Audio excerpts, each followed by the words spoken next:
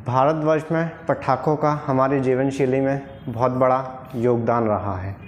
चाहे वो उत्साह का माहौल हो या जीत का जश्न, पटाखे हमेशा से हमारी जीवन शैली में हमेशा से रहे हैं।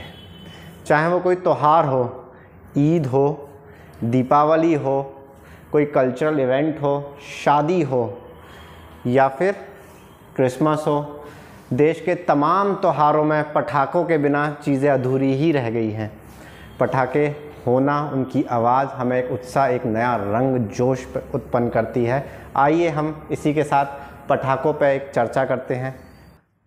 आइए समझते हैं हरित पटाखे।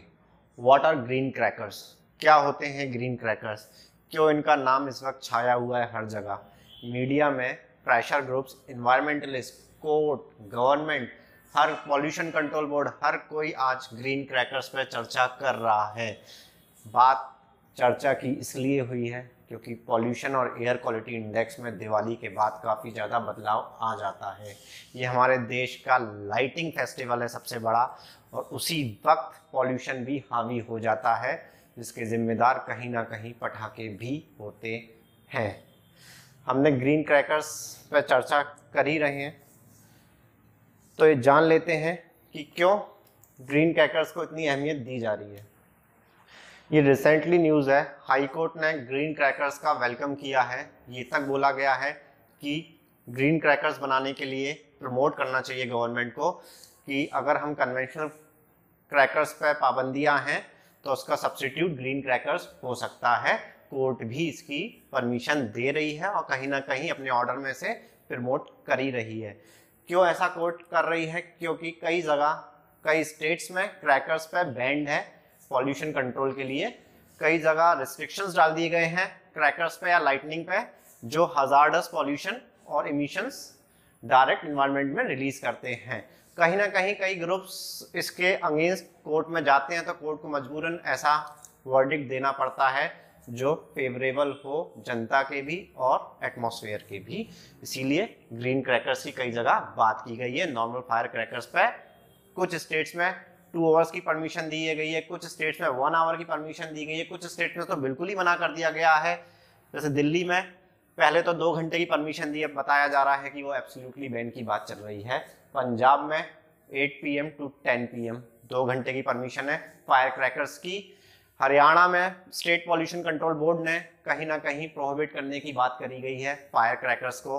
वेस्ट बंगाल में तो बिल्कुल ही एब्सोल्यूट पाबंदी की बात हुई है। और रही बात तमिलनाडु की, तो वहाँ 1-1 घंटे की परमिशन मिली है दिन में 2 बार। कहीं ना कहीं कई स्टेट्स में धीरे धीरे बैन और रिस्ट्रिक्शंस लग रहा है। एयर क्वालिटी इंडेक्स खराब हो जाता है अगले दिन, इसीलिए कोई रास्ता नहीं बचता। गवर्नमेंट कहीं ना कहीं इस चीज़ को ध्यान में रखते हुए कोई ना कोई सब्स्टिट्यूट निकाल रही है। उसका एक सबसे बेहतरीन रिप्लेसमेंट रहा है कन्वेंशनल फायर क्रैकर्स का, ग्रीन क्रैकर्स। अब बात हुई कि ये ग्रीन क्रैकर्स का आइडिया आया कहाँ से, दिया किसने? देश की premiere research institute council of scientific and industrial research Delhi ने इसका आइडिया, खाका तैयार करने की बात करी, और ये तैयार करने के लिए उन्होंने राइट्स दिए नीरी को, national environmental engineering research institute. ये भी एक प्रीमियर रिसर्च इंस्टीट्यूट रहा है इन्वायरमेंटल स्टडीज का। इसका ऑफिस, मेन हेडक्वार्टर नागपुर में है नीरी का। कभी कहीं चर्चा हो जाए कि नीरी है कहाँ, तो एक क्वेश्चन का आंसर बन सकता है कि नागपुर में है। तो सबसे पहले 2018 में जब दिल्ली में बैंड लगा था पटाखों का, 2 घंटे की परमिशन मिली थी, पॉल्यूशन की स्थिति बहुत खराब हो गई थी दिवाली के बाद एटमॉस्फेयर की, तब ये आइडिया CSIR ने दिया था कि हम ग्रीन क्रैकर्स लॉन्च करने वाले हैं, और इसको पूरे राइट्स नीरी को दिए गए थे। 2018 से ग्रीन क्रैकर्स रहा है ग्रीन फायरवर्क्स चर्चा में, लेकिन अभी तक पूर्ण रूप से, पूरी तरीके से ये मार्केट में अवेलेबिलिटी और आम जनता की पहुंच तक नहीं आए हैं। अब हमने बात करी आइडिया की। ये ग्रीन क्रैकर्स होते क्या हैं, हरित पटाखे हैं क्या एक्चुअली, इनकी डेफिनेशन। ग्रीन क्यों कहा जाता है? वो सारे प्रोडक्ट जो एनवायरमेंट प्रोटेक्शन एक्ट 1986 के अंतर्गत आते हैं, जो एनवायरमेंट प्रो होते हैं, क्लाइमेट चेंज के अफेक्ट को कम करते हैं, इमिशंस कम करते हैं वो सब ग्रीन कैटेगरी में आते हैं। तो इसीलिए ये क्रैकर्स को भी ग्रीन कैटेगरी में रखा गया, ग्रीन क्रैकर्स कहा गया है। क्यों कहा गया है? क्योंकि इनका केमिकल फॉर्मुलेशन इस तरीके का होता है कि ये वाटर मॉलिक्यूल्स प्रोड्यूस करते हैं, मतलब वाटर वेपर्स रिलीज करते हैं, कहीं ना कहीं वो H2O का मॉलिक्यूल होता है। ये काफी बड़ी मात्रा में इमिशंस, जो हजार्डस इमिशंस होते हैं, उनको रिड्यूस करते हैं और डस्ट को एब्जॉर्ब करते हैं। जो भारी धुआं पटाखों के बाद जो मूव करता है हमारे सामने, आंखों के सामने एनवायरनमेंट में, वो कम हद तक रिलीज होता है और उसको एब्जॉर्ब करके नीचे के नीचे जमीन तक ला देते हैं, ताकि वो हवा में घूमे नहीं और एक भारी स्मोक हमको इनहेल ना करना पड़े। ये भी बहुत बड़ा कारण है ग्रीन क्रैकर्स को लॉन्च करने का, इसीलिए ये ग्रीन क्रैकर्स के डेफिनेशन के अंतर्गत आते भी हैं। साथ ही साथ ये एक बेसिक एक लाइट एंड साउंड शो है, जो रोशनी करते हैं और तेज आवाज करने पर ज्यादा फोकस करते हैं, ना कि एक पंजेंट स्मेल, एक हजार्डस इमिशन को ज्यादा प्रोड्यूस करें। साथ ही साथ ये दावा भी करा है नीरी ने, ये 30% रिडक्शन करते हैं पार्टिकुलेट मैटर्स में, जो PM 2.5 और PM 10, जिसके बेसिस में एयर क्वालिटी इंडेक्स डिफाइन होता है। एयर क्वालिटी इंडेक्स अगर 200 से ज़्यादा हो जाए तो ये कंसर्न का विषय बन जाता है, और 400 पे तो इसे हजार्डस मान लिया जाता है। और यही रहा है भारत में कई बार, दिवाली के कुछ दिनों बाद या उसके अगले दिन एयर क्वालिटी इंडेक्स कई जगहों का काफ़ी ज़्यादा कंसर्न लेवल पर रहता है।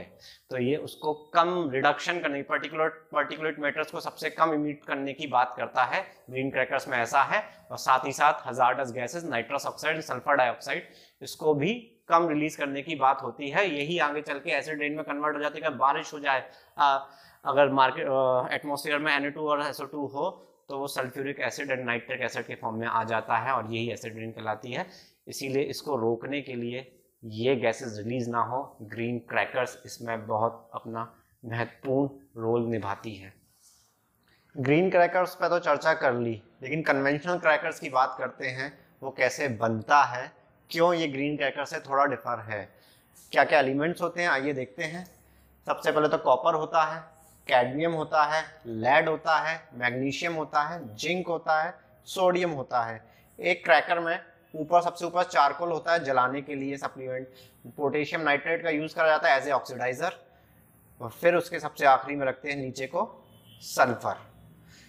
सल्फर का यूज मॉडरेशन के लिए किया जाता है कि पटाखा कितनी तीव्रता से जले, इसलिए सल्फर का इस्तेमाल किया जाता है। साथ ही साथ ये पूरा क्रैकर तैयार हो जाता है। हम जब इसे इग्नाइट करते हैं, ऑक्सीजन के इसको अवेलेबल मिलती है एटमॉस्फेयर, और कार्बन डाइऑक्साइड रिलीज करता है। गन पाउडर से ये पूरा बनता है। क्या होता है इसमें? गन पाउडर इन तीनों एलिमेंट से मिलकर बना होता है, charcoal, potassium nitrate and sulphur. ये ही गन पाउडर कहलाते हैं, जिसे हम कहते हैं बारूद। ठीक है, इसमें पोटेशियम नाइट्रेट सबसे ज्यादा मात्रा में होता है, फिर चारकोल और शुगर होता है, फिर सल्फर होता है। चारकोल और शुगर मिलके फ्यूल का काम करते हैं। एक बेस पोटेशियम नाइट्रेट ऑक्सीडाइजर का काम करता है, इसके जलाने में मदद करता है। सल्फर मॉडरेट, रिएक्शन को मॉडरेट करता है कि कितना तेजाई से वो जलेगा। ये एक बेसिक कन्वेंशनल फायर क्रैकर की एक प्रोसेस है कि ये ऐसे काम करता है। हमने कन्वेंशनल फायर क्रैकर्स देख लिए। हरित पटाखे कैसे होते हैं, ग्रीन क्रैकर्स कैसे बनाए जाते हैं, उनका प्रोसेस क्या है। CSIR ने नीरी के साथ सबसे पहले इको फ्रेंडली फायरवर्क्स पर रिसर्च करके एक ड्राफ्ट तैयार किया, एक ब्लूप्रिंट तैयार किया कि इनको किस तरीके से हमें कौन कौन से एलिमेंट्स रखने हैं जिससे इमिशंस कम हो। ट्रेडिशनल फायर क्रैकर्स में aluminium, barium, potassium nitrate, carbon content काफी ज्यादा था, तो उनको कम किया गया। खास तौर से एल्यूमिनियम के कंटेंट को बहुत ज्यादा कम किया गया, ये ज्यादा हजार्डस था। और कलरिंग के लिए भी केमिकल्स को सब्स्टिट्यूट किया गया, वो केमिकल्स डाले गए पटाखों की कलरिंग के लिए जो ज्यादा हजार्डस ना हो, हार्मफुल ना हो ह्यूमन के लिए और पॉल्यूशन और एनवायरनमेंट के लिए। इस तरीके से उन्होंने क्रैकर्स को बनाने की पूरा एक ड्राफ्टिंग तैयार करी। अब कौन बना सकता है ग्रीन क्रैकर? हर कोई नहीं बना सकता, इसके मैन्युफैक्चरर्स अलग होते हैं। छोटे व्यापारी इस पे इनको बनाने के राइट्स नहीं दिए गए। आपकी फैक्ट्री का सेटअप परफेक्ट होना चाहिए, सेफ्टी प्रिकॉशंस मेजर्स सही होने चाहिए, तो तब जाके उन्हीं को ही वो लाइसेंस मिलता था ग्रीन क्रैकर्स बनाने का। फॉर्मूला ऑफ ग्रीननेस नीरी ने जो फॉर्मूला दिया था, नॉन डिस्क्लोजर एग्रीमेंट के तहत दिया था। सिर्फ वो ही मैन्युफैक्चरर ये साइन कर सकते थे जो बाहर इसको लीक ना करे, इसके फॉर्मुलेशन को बनाने की विधि को जो लीक ना करे। मैन्युफैक्चरर्स के एक लिस्ट तैयार करी जो इसमें इंटरेस्टेड थे, उन्हीं मैन्युफैक्चर को बनाने के लाइसेंस दिए गए जो एक पीसो सर्टिफिकेशन के अंतर्गत फॉलो करते हैं। PESO petroleum and explosive safety organisation है, ये भी नागपुर में है। इसका सर्टिफिकेशन लेना अनिवार्य होता है। जिसको इनकी लाइसेंस मिलती है मैन्युफैक्चरर्स को, वो ही ये ग्रीन क्रैकर्स बना सकते हैं। पीसो एक्चुअली इंस्पेक्शन करता था फैक्ट्री का, उनके बनाने के तरीकों का, उनके इक्विपमेंट्स का, कि कहीं वो हजार्डस ना हो, एक्सप्लोसिव ओरिएंटेड चीज़ें ना हो, कहीं कोई नुकसान की आशंका यह स्थिति ना बने। तो पीसो लाइसेंस लेना बहुत ज़रूरी होता है ग्रीन क्रैकर्स बनाने का, इसलिए हर कोई ये पटाखे नहीं बना सकता। हमने मैन्युफैक्चरर्स की बात कर ली, अब हम उस जगह की बात करते हैं जहां सबसे ज़्यादा पटाखे बनते हैं। शिवकाशी एक तहसील है, जिला विरुधनगर, राज्य तमिलनाडु में। शिवकाशी एक ऐसी जगह है जहां भारत का सबसे ज़्यादा पटाखे मैन्युफैक्चरिंग होते हैं। 90% production of crackers in India Sivakasi की तरफ से होता है। सबसे ज़्यादा प्रोडक्शन भारत में शिवकाशी देता है। It completes the major demands of crackers in India. Sivakasi को कैपिटल ऑफ फायर क्रैकर भी कहा जाता है इंडिया का, और सबसे ज़्यादा मैन्युफैक्चरर्स भी फायर ग्रीन क्रैकर्स के शिवकाशी में है। शिवकाशी का वोट बैंक भी फायर क्रैकर से ही डिसाइड होता है, इसलिए शिवकाशी को हमेशा fire crackers oriented geographical indication का दर्जा भी प्राप्त है, ताकि शिवकाशी के लोग जो उनका रोजमर्रा का दैनिक जो जीवन है, जो उनका कार्य है, वो पटाखों पे ही बेस्ड रहा है। तो शिवकाशी को हम भूल नहीं सकते। कभी बात आए कि फायरवर्क्स कैपिटल ऑफ इंडिया क्या है, तो हम कह सकते हैं कि शिवकाशी है। हमने मैन्युफैक्चर, अब हम प्रोज एंड कॉन्स की बात कर लेते हैं ग्रीन क्रैकर्स के। ग्रीन क्रैकर्स के फायदे क्या हैं, नुकसान क्या है। फायदे तो आपको पता ही है, लेस इमिशंस, एनवायरमेंटल फ्रेंडली है, ये इको फ्रेंडली रहा है, और ये हजार्डस नहीं है, ह्यूमन हेल्थ के लिए काफ़ी फायदेमंद रहा है, और AQI index, air quality index को भी मेंटेन करने की पूरी कोशिश करता है।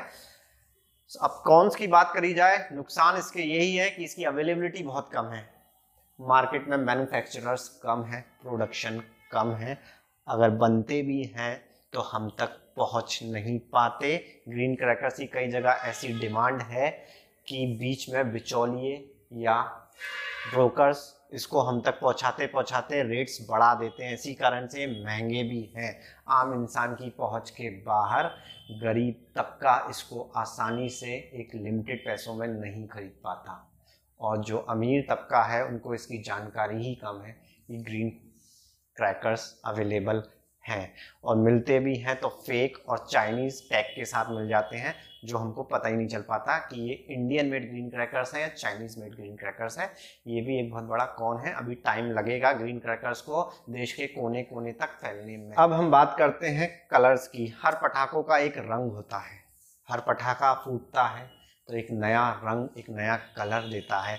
हर कलर की एक अलग पहचान होती है, हर कलर पे एक अलग उत्साह जगता है। लाल की अलग, कोई पिंक को पसंद करता है, सिल्वर तो सबसे ज़्यादा रिलीज होता है पटाखों में, और येलो। हर कलर हर एक केमिकल को डिनोट करता है, हर कलर का एक केमिकल कंपोजिशन अलग होता है।